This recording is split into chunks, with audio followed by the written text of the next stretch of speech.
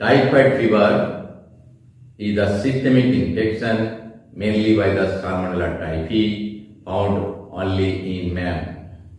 The disease is clinically characterized by a typical continuous fever for 3 to 4 weeks, relative bradycardia with involvement of lymphoid tissues, and considerable constitutional symptoms.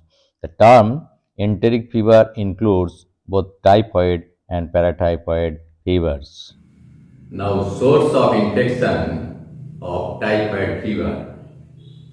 The primary sources of infection are feces and urine of cases or carriers. The secondary sources contaminated water, food, fingers, and flies.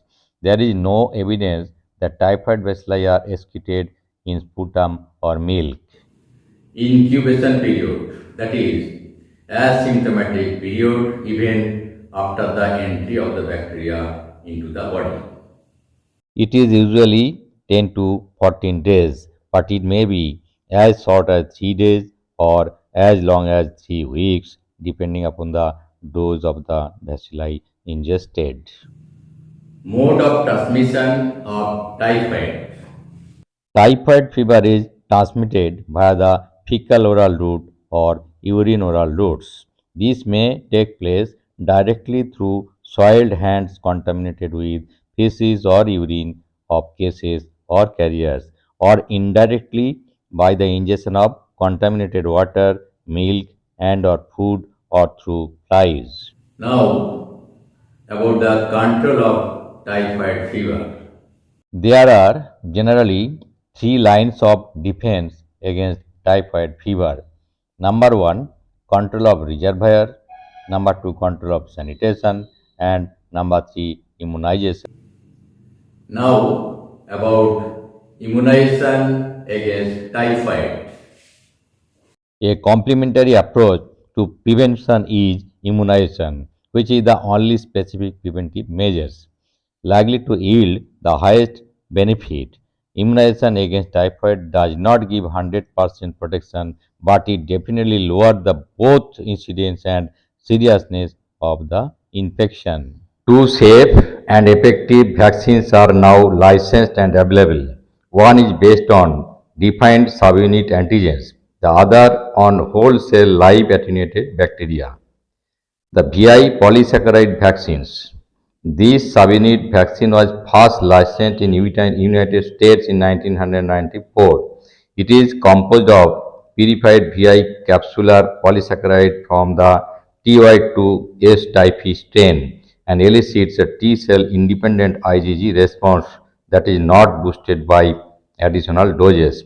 The vaccine is administered subcutaneously or intramuscularly. The target value for each single human dose is about 25 microgram of the antigen.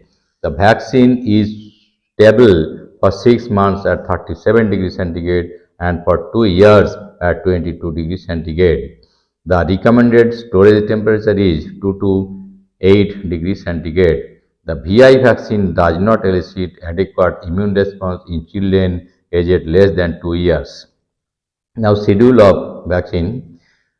The vaccine is licensed for individuals ages 2 years and more. Only one dose is required and the vaccine confers protection 7 days after the injection. To maintain protection, revaccination is recommended every 3 years. The VI polysaccharide vaccine can be co-administered with other vaccines relevant for international travelers such as yellow fever and hepatitis A and with vaccines of routine childhood immunization programs. Now, safety. No serious adverse events and a minimum of local side effects are associated with VI vaccination. Now, the TY21 vaccine. This vaccine, which was first licensed in Europe in 1983 and in the USA in 1989, is an orally administered. The schedule of this vaccine. The capsules are licensed for use in individuals aged 5 years and more.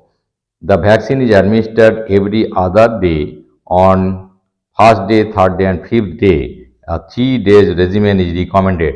With the 3 dose regimen, protective immunity is achieved 7 days after the last dose.